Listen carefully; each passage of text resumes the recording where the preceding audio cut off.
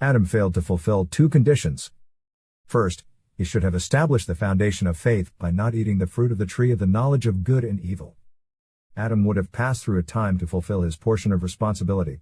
The second condition was to establish the foundation of substance by becoming the perfect incarnation of the Word, fulfilling God's first blessing.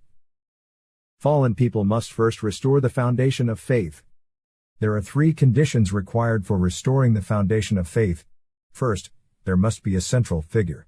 Second, an object for the condition must be offered. Third, a numerical period of indemnity must be completed.